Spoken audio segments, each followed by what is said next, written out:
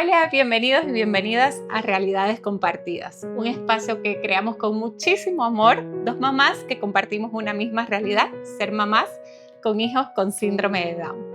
Yo soy Gabriela Belaunde, mamá de Valentina de 6 años. Hola, y yo soy Verónica, mamá de Franco de 11 años. Realidades Compartidas es un proyecto que nace de la experiencia de dos mamás que tenemos hijos con síndrome de Down y que entendemos los desafíos y los miedos que enfrentan muchas familias sobre el futuro de sus hijos. Por eso queremos crear una comunidad fuerte, empoderada, informada y que podamos brindarles un poco de esperanza a las familias en este transitar de la maternidad. Este episodio es muy especial porque vamos a escuchar una historia súper inspiradora de una mamá que ya hace pocos años viene influyendo grandemente en la comunidad de familias que tienen hijos con síndrome de Down. Vamos a presentarla a Davinia Fernández.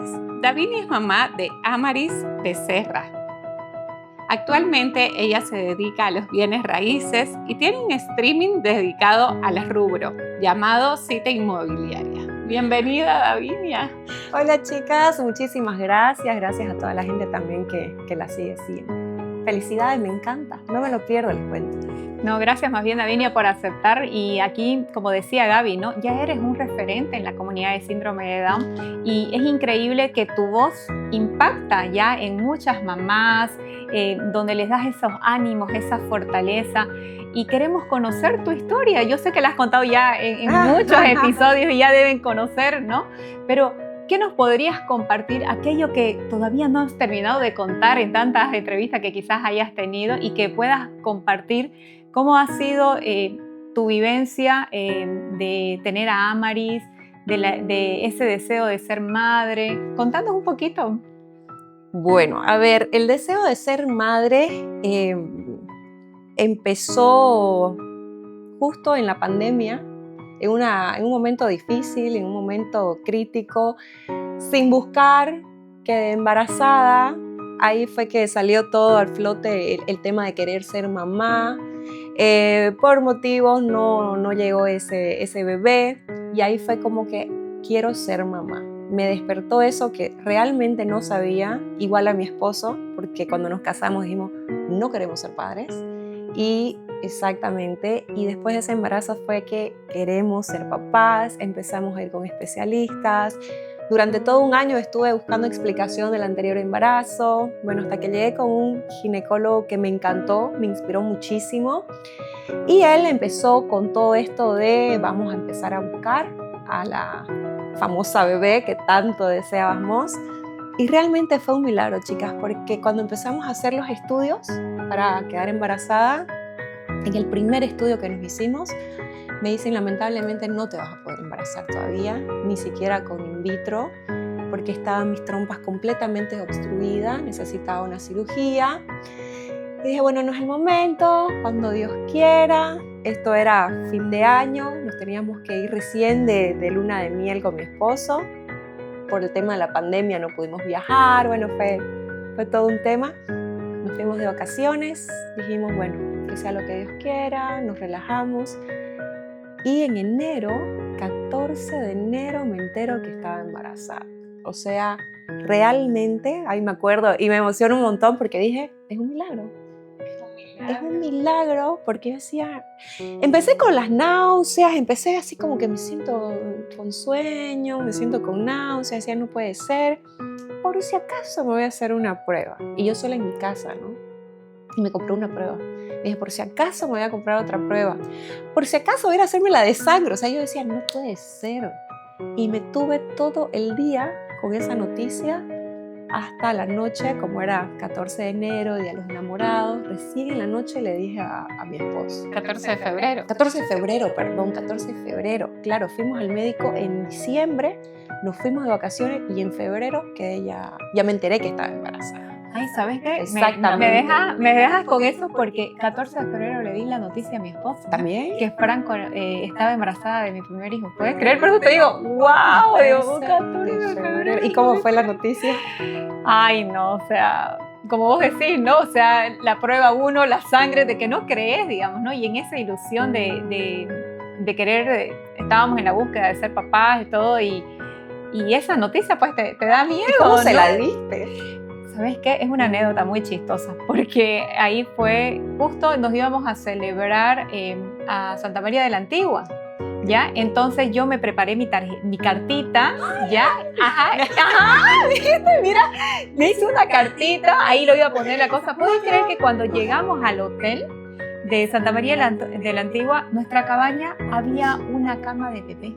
Ay, me muero. ¿Podés creerlo? Yo así me quedé, o sea, más asustada, ¿no? Pues en la camita de bebé la dejé la carta con la cosa. O sea, ay, no, por eso te digo, o sea, Emoción me total. emociona, y vuelvo a ese momento atrás, digamos, que fue justo en esa fecha también. Qué bello, ¿no? Claro, como nosotros teníamos planificado ir a cenar justamente por esa fecha, por el Día de los Enamorados, dije, ahí es la oportunidad perfecta para decirle. Pero dije, ¿cuándo le digo? ¿Será que le digo antes de la comida? No, porque no va a querer comer. Entonces, esperé el momento preciso, no supe ni lo que comí, hasta como que ya el postre ya terminó de comer y aquí está mi regalo, más o menos. Entonces, obvio, ya éramos los dos llorando en el restaurante, digamos, ¿no? Pero bello, fue hermosa la Y cuando la recibiste, noticia. cuando ya celebraron esa noticia, ¿vos ya te imaginabas, va a ser mujer, va a ser hombre? ¿Cómo fue en eso? ¿Ya soñabas a tu niña, soñabas a tu niño? Te ¿Qué cuento que en mi visualizabas? primer embarazo, increíblemente desde el día 1 yo dije, es hombre. No sé por qué tuve eso de que es hombre, incluso que el doctor me dijo va a ser mujer, se equivocó en el sexo, entonces yo me sentía la peor madre porque a todo el mundo le decía que iba a ser hombre y ya después salió que era hombre, como yo lo tuve desde el día 1. Con Increíble Amaris ese instinto. es instinto, pero con Amaris era como que no sabía, tenía dudas todavía.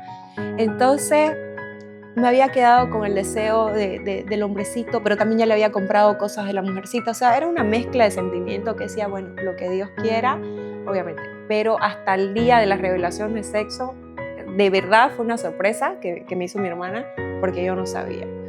Pero fue obviamente soñado, me imaginaba buscar nombres, toda la preparación, desde el día 1 buscar cosas de bebé. Entonces, y sobre todo con el tema de los cuidados, ¿no? Fui muy, muy cuidadosa Claro, con mi embarazo. Porque fue un embarazo de riesgo. Sí. Primero porque tenía ya el temor de lo que me había sucedido antes, entonces no quería que se repita. Por eso el doctor estaba ahí conmigo para cualquier cosa, me llamaba todo el tiempo, amadísimo. Entonces, aparte, primero se había incrustado abajo de la placenta, abajo de la matriz, entonces implantación baja se llama. Placenta baja, creo que también le decían. Exactamente, ¿no? implantación baja, entonces tenía que estar acostada en reposo total, desde ahí empezaba a trabajar, digamos, ¿no? Luego tuve mucho líquido, que eso era por el tema de diabetes gestacional, entonces al tener mucho líquido era riesgoso, digamos, hacer ciertos movimientos, caminar mucho, pesado, entonces fue un embarazo de riesgo. Estuve prácticamente en cama y sí con los malestares desde el día 1. ¿Y cómo fue el día D? O sea, Amaris, ¿a qué semana nació?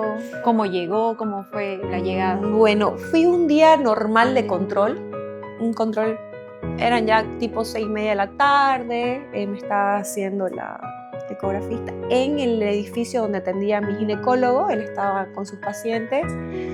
Iba todo perfecto, o sea, en cuanto a Amaris, hasta entonces iba todo bien. Luego fue que me estaban haciendo la ecografía y como que veía algo raro en la cara de la doctora que me estaba haciendo y le dice a ella, al asistente, llama al doctor, que venga inmediatamente, ahí a tu corazón, ¿no? Esa sensación de que, ¿qué pasa? Dice el doctor que está con paciente, dígale que venga ahorita. No, ahí ya mi corazón se aceleró. ¿Estabas sola o acompañada? Con mi esposo. Por suerte estaba con mi esposo. Ahí mi corazón ya se aceleró. Vino el doctor. Empezaron ahí medio que hablaron un poco. No escuchaba lo que me decía.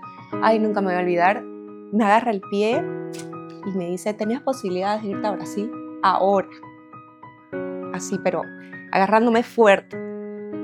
Y yo, tengo. O sea, esa fue mi respuesta. Sí, doctor, tengo posibilidad. No sabía si tenía o no. Tenés que irte a este hospital, Albert Einstein, que ellos son especialistas en prematuro extremo. Y yo decía, ¿qué pasó? ¿De qué semana estabas? 27 semanas. 27 semanas, muy, muy chiquitita. Y le digo, sí, doctor, ¿qué pasó? Se te está cerrando el cordón umbilical y no le está llegando ya nada a la bebé. Entonces, si vos no te vas ahora en la noche, mañana te espero a las 8, no comas, porque hay que sacarla a la bebé. De 27 semanas. Y me dice, aquí es mucho riesgo, David.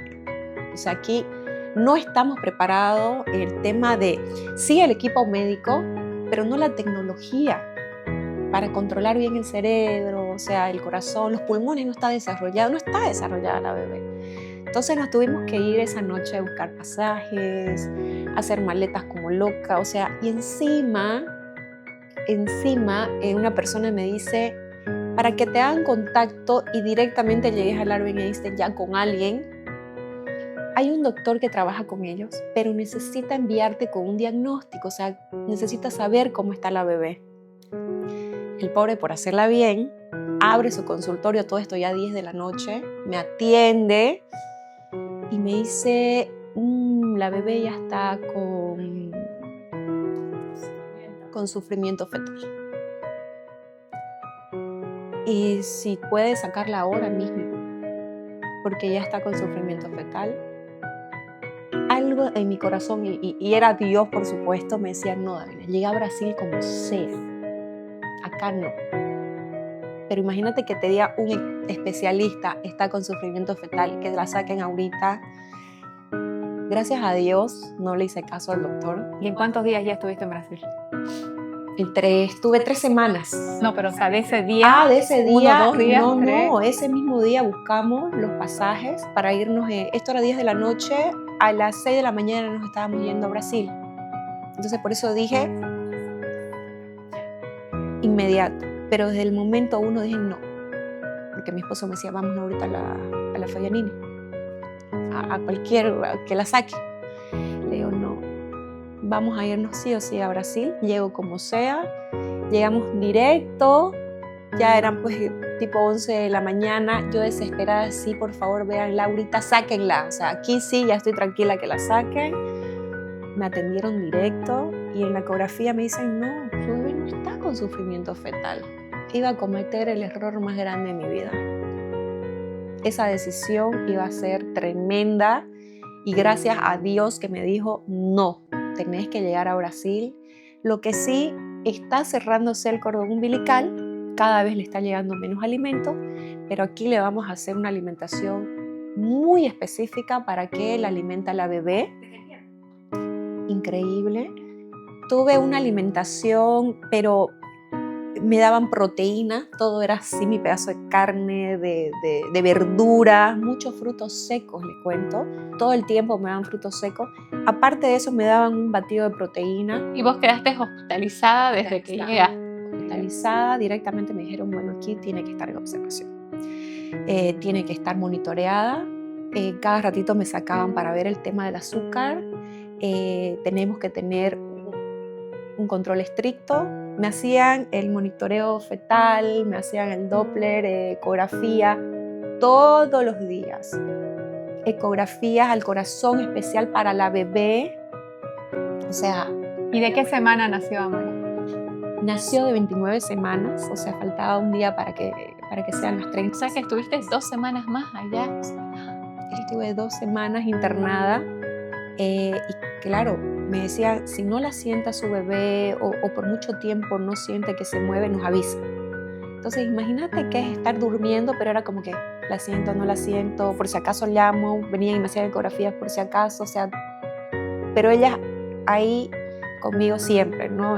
Todo el tiempo monitoreada. Y una doctora que fue un ángel, Carolina Fernández, justo mi hermana se llama Carolina Fernández, y mi doctora que me asignaron, mi ginecóloga, el mismo nombre, amadísima, iba y me visitaba, me daba fuerza, charlaba conmigo, espectacular, y me prepararon, te cuento, también allá hay psicólogos que te preparan cómo va a ser recibir un prematuro. Qué increíble, ¿no? Lo que decís, porque creo que es algo que, o sea, en mi caso que fuimos a Chile, cada doctor, cada enfermera, cada asistente te acompaña no solamente en la parte de salud, sino en la parte emocional. Y es algo que acá recién se está viendo. Hace unos años atrás no era así. Recién como que un poco quieren llegar ahí.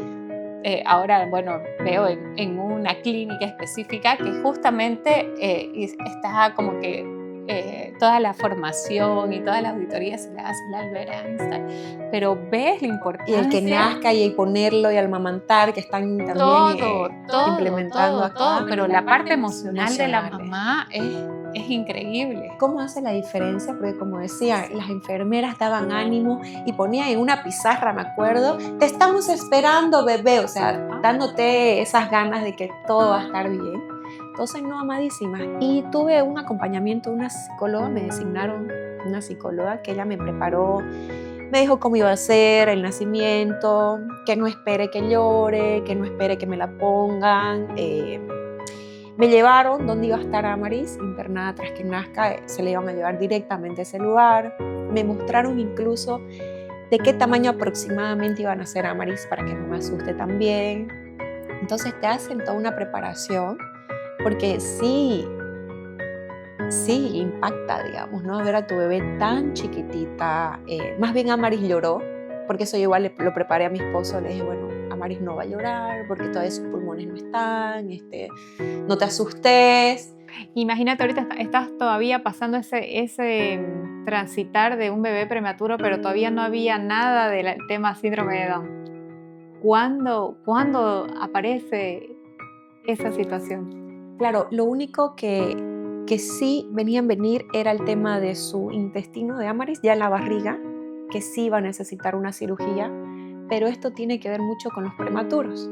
La mayoría de los prematuros tienen problemas de intestinos, entonces por eso no asimilaban específicamente al síndrome de Down, sino más a lo que era prematura. Entonces ya fue que, ¿qué hacen? Pues no, los chequeos, los estudios, y fue recién a las 2 semanas de nacida Amaris que me dicen, justo sí, cuando la tenían que operar a Amaris. Cuando nace Amaris me dicen, efectivamente, tenemos que hacerle una cirugía de intestinos. Entonces yo estaba enfocada en eso, en la vida de mi hija, en el tema económico, que influye bastante. Había hablado con mamás de Santa Cruz que estuvieron ahí sus bebés, que fueron operados del intestino, que ellas me derivaron también con el médico que lo operó a Amaris. Cuando me dijeron las cifras de cuánto habían gastado ellas, entré en crisis, porque decía, ¿de dónde vamos a sacar? O sea, es un mundo de dinero que no hay forma de pagar. Entonces eso también te juega un estrés, pues aparte, ¿no? Entonces estaba con el tema del dinero, estaba sobre todo de la cirugía de Amaris. Cuando me llega, yo estaba sentada al lado de Amaris. Lo bueno que allá te dejan estar 24/7 con tu bebé. Yo me quedaba a dormir ahí al lado de Amaris. Entonces, eso también es importante. Allá decían que el tener contacto con la mamá es lo que más importa a un bebecito. Acá, sin embargo, te dejan minutitos y te sacan, ¿no es cierto? En algunos lugares. En algunos lugares, sí. Sí, entonces el bebé allá decía, no, usted tiene que estar con su bebé lo más posible, digamos, ¿no? Que eso ayuda al bebé.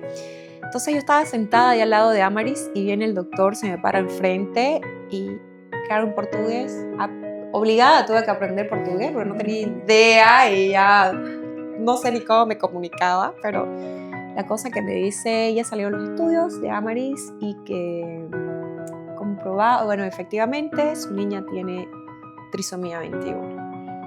Cuando no tenés idea que es trisomía 21, ¿no? Entonces yo, ¿cómo? Le decía, y por ahí estoy entendiendo mal, que me hable más lento. ¿Cómo, doctor? No entiendo. Le decía, ¿no? Su niña tiene síndrome de Down. Claro, en ese momento fue como que mirarlo y cuando se te vienen un montón de cosas, hoy ustedes me entienden. Claro, en ese segundo, en ese mínimo segundo de estar mirándolo al doctor, a mirarla a Amaris, se me pasaron un montón de pensamientos, incluso pensamientos estúpidos, tontos, como que no va a poder estudiar mi hija, ¿qué va a decir la familia? O sea, Te derrumbas, ¿no? no sé, pensamientos que digo, ¿cómo voy a pensar eso? Pero los pensé en su momento y capaz hay madres que los piensan y dicen, ¿cómo voy a pensar eso? Pero son pensamientos naturales que se nos vienen. Si no va a poder estudiar, no va a poder lograr muchas cosas que yo pensaba para ella. ¿Qué va a decir la familia? No sé. Y ahí fue mirarla peleando contra su vida. O sea, estaba ella, iba a entrar a una cirugía. Fueron muchas cosas, pues, ¿no? Todo de golpe. Entonces ahí fue cuando la miré y dije, yo voy a hacer hasta lo imposible para que esta niña sea feliz. O sea, mi nueva meta en la vida es que ella sea feliz y no me importa nada más. Con que ella sea feliz ya estoy realizada y voy a hacer hasta lo imposible para que ella logre las cosas que quiera ella y esté tranquila. Entonces ese fue, me lo guardé porque justo mi esposo llegaba al día siguiente, él no podía acompañarme en Brasil, me acompañó mi hermana. Entonces justo estuve todo un día con esa noticia yo sola, hasta que ya le dije a mi esposo el día que llegó, ¿no? El tema del síndrome de Down. Lloré todo un día, lloré y lloraba y lloraba, pero ahí dije, fue como que bueno, ya estuvo bueno, soy la mamá, tengo que estar bien porque tengo que ver por ella, tengo que buscar al mejor especialista. Ahí empecé a preguntar a las enfermeras, bueno, y el tema del síndrome de Down, ¿qué se necesita? ¿Qué se hace? Fisioterapia, iban a hacerle fisioterapia, Amaris y llora, ¿y cómo se hace? ¿Y cómo esto? Para yo hacerle también en casa. Iba a la fonoaudióloga, no sabía ni que existía la fonoaudióloga, le hacían la estimulación por lo que era prematurita y no sabía chupar, entonces empecé a investigar mucho del síndrome de Down, bueno y malo, porque me enteré también de cosas que no son ciertas, que ahí te ponen cosas como que los 90% de problemas cardíacos, que va a vivir pocos años, esos estudios ya antiguos, que ahora ya han salido, ¿no? los nuevos, pero uno pues lee lo que hay en internet y no es como un especialista. Entonces ahí empecé a informarme y a llenarme todo del síndrome de Down. ¿Y cómo ha sido este abordaje a tu esposo? ¿Cómo lo recibió? ¿Cómo ha sido esa contención familiar? En la familia siempre hay a uno que le cuesta más, siempre, ¿no? Entonces, ¿cómo fue ese transitar, ¿no? Justo cuando llegaba mi esposo, yo estaba en ese momento que recién había recibido la noticia que no dejaba de llorar. Cuando le dije, obviamente se lo dije llorando, me desbordé.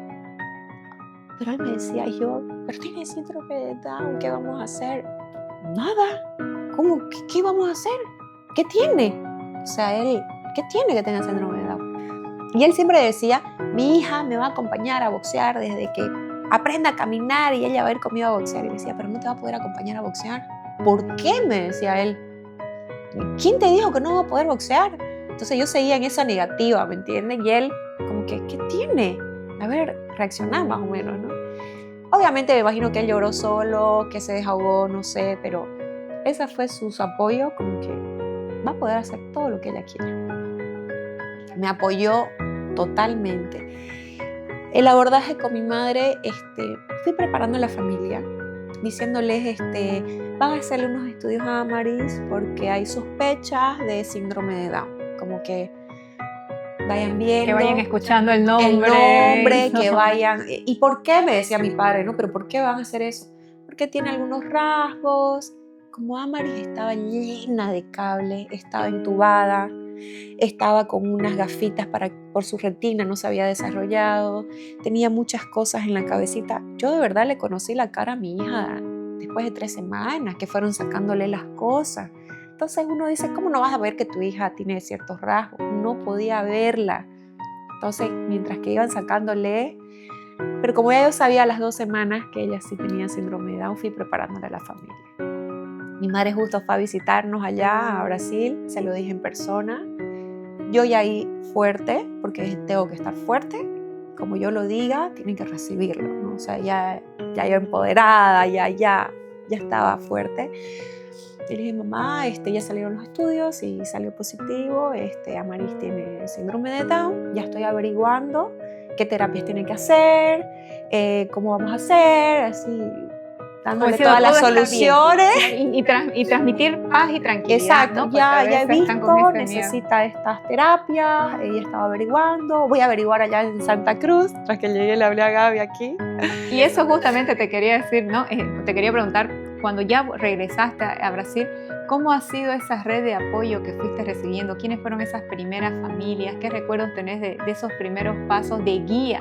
¿No? ¿A quiénes acudiste? ¿Profesionales, a familia? Claro, pueden creer que llegué, el día que llegamos al día siguiente empezaba el paro de los 36 días. ¿Se acuerdan que hubo? 36 días yo con mi hija en casa, tuve que buscar el tema de oxímetro, porque ella tomaba y se le bajaba la saturación, entonces tenía que tener cuidado, que acá mi hermana, mi cuñada, mi suegro, que es pediatra, ellos armaron como que todo el equipo para yo tener el control, digamos, ¿no? Lo que me iban enseñando en el hospital, le iba haciendo a Amaris. En los ejercicios, el tema de la boquita, como que yo todo lo que le hicieron, esos 36 días yo se los hice. Pero en ese tiempo, no entiendo, Gaby, ni siquiera de cómo tuve tu teléfono. A la primera persona que llamé acá fue a Gabriela, sin conocerla. Y hasta ahorita quiero recordar cómo estaría mi cabeza. ¿Cómo fue que conseguí tu número? No sé si yo te escribí. Puede ser que yo te haya escrito. Ajá. Porque, digamos, en mi caso, recuerdo que una de estas mamás que me dieron ese apoyo fue una mamá que dijo, dámelo el número, le dijo a una amiga de una amiga, dámelo el número de Gabriela, igual sin conocer, porque yo sé que ella no me va a llamar ahorita, pero yo la voy a llamar y tengo que hablar con ella. Y eso, tenía Valen 2 días de nacido. Y yo me vi y el impacto que generó esa familia en mí, dije, wow, esto lo tengo que devolver de alguna manera. Entonces, lo devolvió conmigo. Porque no entiendo cómo empecé a hablar con Gaby y le preguntaba todo, ¿no? Ella me aconsejó a la fisio, Benita. Bueno, Vero me la dio Benita a mí. Bueno, la famosa Benita que nos ha ayudado tanto en casa, que amadísima, nos ayudó un montón. De ahí empecé a buscar fonoaudiología, pero todo le preguntaba a Gaby, fue mi referente, digamos, ¿no? Y después ya también a Sandrita, claro, entonces también con ella empezaba a preguntarle, eran las dos que yo, cualquier cosa. ¿Y cuáles eran esas primeras preguntas que hacías a la mamá? Porque yo recuerdo que cuando Franco nació, yo ya le preguntaba, ¿y dónde va a estudiar Franco? O sea, me iba hasta los 30 años, y la mamá me decía, Verónica, tranquila, ¿no? Primero tenés que hacer esto, ¿no? Pero es así, ¿no? Vos estás volando y te estás preocupando del futuro y... Lo mismo me dijo sí ella, bien me acuerdo, porque yo, es que necesita Amaris ya mismo empezar sus fisios y porque no puede atrasarse de lo que me habían dicho en el hospital, que era muy importante, la fisioterapia, claro, pero yo llegué así como que tiene que empezar ahora. Tranquila, Amaris tiene 3 meses, porque 3 meses estuvo hospitalizada Amaris. Está chiquitita, estás a tiempo, dale su tiempo, me acuerdo, y ella no es que habla tan tranquila y tranquiliza, ¿no ves? Sí, es como que acelerada, tranquila.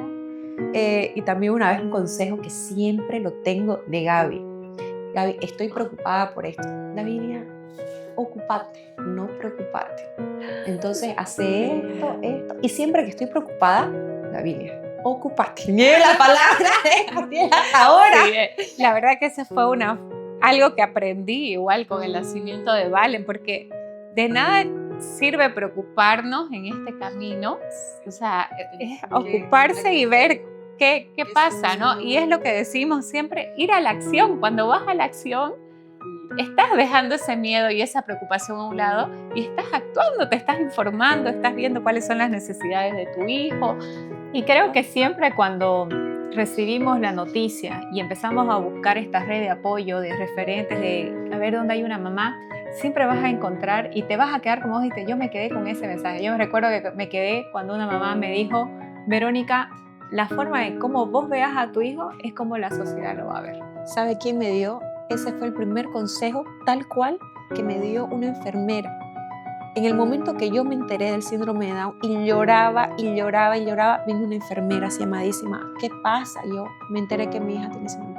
Tranquila. Como usted vea a su hija, la va a ver el resto de la gente. Y eso también me acordaba, decía, me voy a empoderar porque mi hija va a hacer todo lo que quiera y porque yo voy a estar ahí Entonces ese consejo también se me quedó y fue el primero que recibí en realidad, de la enfermera. Y son fuertes, ¿no? Son mensajes que te llegan y que muchas veces estamos ahí, ¿no? Con esos temores, esos miedos y lo que decías, ¿no? Me gustó, creo que nadie como otra mamá que ha pasado por lo mismo te va a entender y te va a dar esa calma que necesitas, porque no es lo mismo esas palabras de aliento que te da una mamá que pasa por eso que un profesional, ¿no? Que se ve desde el área de salud médica como tal, digamos, ¿no? O también familiares que yo sé que dentro de las palabras de amor, por ejemplo, una época porque el primer año para mí de verdad fue difícil, porque estuve muy enfocada en el tema de las terapias de la salud, estuve muy nerviosa en ese sentido. Amaris fue como que cumplí un año, me relajé y es como que ya, llegó al año, ahora voy a disfrutar y voy a relajarme y de ahí ya lo tomé todo con calma. Porque además dejaste vos tu trabajo, dejaste todas las actividades que hacías y te dedicaste 100% a Amaris. 100%. Y ahí es lo que yo iba a decir, había familiares que venían y me aconsejaban, pero Amaris, ya tienes 6 meses, deberías volver a tu vida, ¿por qué no trabajas? Te va a hacer bien.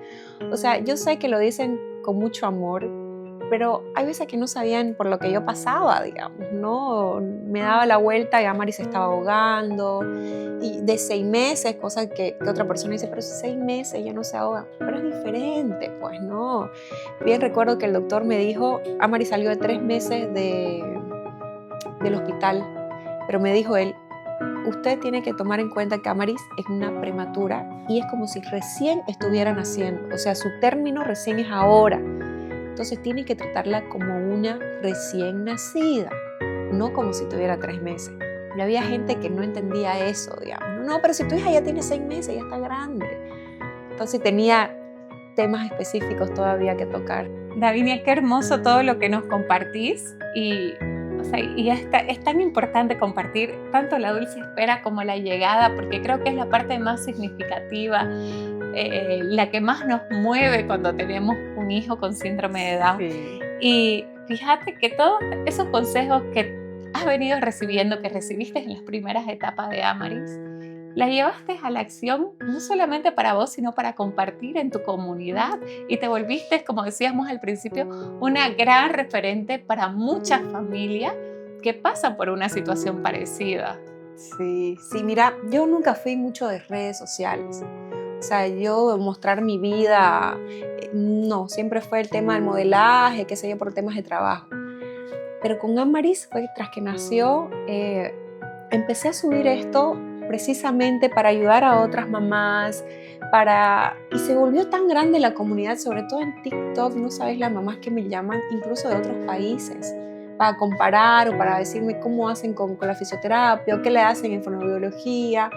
Entonces, estamos ayudando a muchas mamás, también hay personas de bajos recursos que necesitan ayuda, hacemos conexiones con algunos médicos que podamos ayudar, entonces de verdad me siento muy bien de poder ayudar, de todo lo que recibí también estoy dando esos consejos.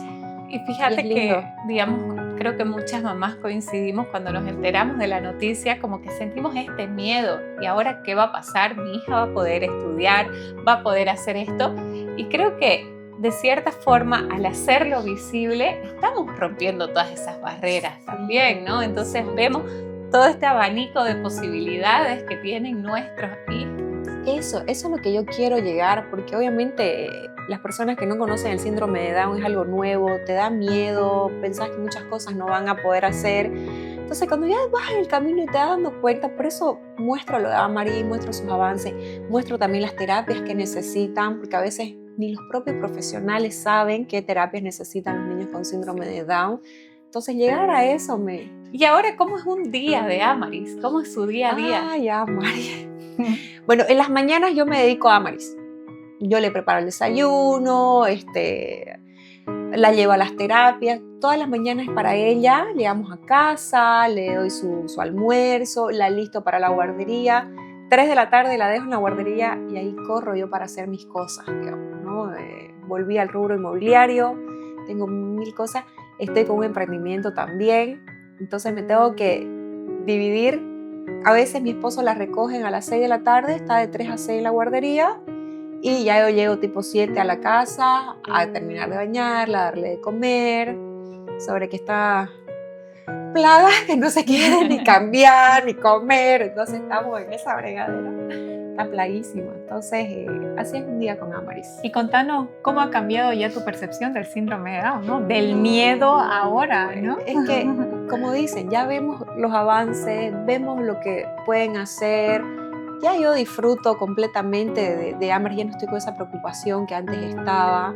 Entonces, pueden hacer todo, logran todo. Amaris ya hasta ya cuenta los números, o sea, los avances que ha tenido, según ella charla, pues no me cuenta todo. Cuando sale del kinder, la importancia de llevarla a la guardería, le digo a Amaris, ¿cómo te fue? Coloró esa boca. Entonces, pueden hacer todo. Ahí está la importancia también de la estimulación. Puede ser en casa, en la ayuda de la familia también, de poder contener a esa mamá, porque no es fácil. O sea, le podemos decir que es todo lindo, pero no es fácil, porque tenemos que velar por las terapias, por la alimentación, son muchas cosas que tenemos que pensar, y es hermoso que venga la familia y pueda ayudar en algo, ¿no? ¿Y qué mensaje podés transmitir a esas mamás, ¿no? Que te siguen, ven todo lo que vas logrando en Amaris? ¿Y cómo podemos ir empoderando también a esas familias, ¿no? Porque cuando estábamos hablando antes de que la importancia de empoderarnos como familia para poder ir construyendo el camino de nuestros hijos, ¿no? Entonces, ¿qué mensajes puedes ir transmitiéndoles a esas mamás que nos están viendo y que están todavía con muchos miedos, están con muchas ansiedades, ¿no? Y eso es lo que decimos con Gaby, ¿no? Queremos activar, queremos que vamos a la acción y que no, el miedo no nos paralice. Exactamente. Es normal sentir miedo, pero la idea es buscar ayuda, de poder tener esa red de apoyo, de buscar otras mamás que ya hayan pasado, porque te van cortando ese camino, ¿no? En el prueba y error ya te pueden decir por dónde ellas han ido y por dónde les ha funcionado, que también pueden funcionar, como ha sido para mí también. Buscar ayuda, hablar, escribir. Aquí las tres creo que estamos dispuestas, ¿no es cierto?, a hacer ese labor con mucho amor. Y también el tema de buscar ayuda con el tema emocional, porque muchas veces guardamos todo y tenemos miedo de ir a hablar con alguien, a desahogarnos. Buscar ayuda, buscar a charlar con otras mamás, de charlar también con, no sé, psicólogo, y también con las personas que te rodean, buscar y pedir ayuda a tu familia y decirles algún rol, no sé, cuando vengan a visitar la Amaris, por favor, háganle estos ejercicios. Si vienen, por favor, acá, no les den dulce. O sea, poner y establecer también y ir educando a la familia que no saben. Entonces, hablar a la pareja también, muchas veces no le pedimos, ¿no? Con esa actitud que nos puedan ayudar con la labor. Creo que el hablarlo es importante. Nos van a ayudar. Qué lindo lo que decís, y ese rol de la familia es tan importante que la familia respete las decisiones de los padres y que entienda el porqué, ¿no? Que cada uno de sus actos es difícil. Es difícil, pero cuando se lo va hablando y ser constante y repetir, creo que con el tiempo va. Exacto, porque a veces vienen y dicen, no, pero si es un dulce, es niño, tiene que comer, tiene que aprender, o que vea el celular porque es bebé, entonces que esté todo el tiempo alzado, no sé, son cosas que nosotros tenemos que ir educando. Sí, gracias Davinia de corazón por estar acá, gracias por tu tiempo, por todo lo que compartís en redes. ¿Dónde te pueden seguir las personas? Davinia F, estoy en Instagram, Davinia Fernández en TikTok, que es también donde subo más cosas de Amaris, y hay una comunidad grande, como les digo, que compartimos mucha información con mamás de otros países, así que ahí también me pueden escribir para cualquier duda que tengan. Qué lindo, muchísimas gracias. Qué lindo, de verdad. Hemos tenido hoy una hermosa historia de madres que nos cuentan a través de su vivencia el camino y el transitar de la crianza de nuestros hijos. Así que no se pierdan el próximo episodio, y agradecer a nuestros auspiciadores, colaboradores que nos permiten llevar a cabo estos episodios, a Sofía y al Centro SEO. Nos vemos en la próxima. Chao.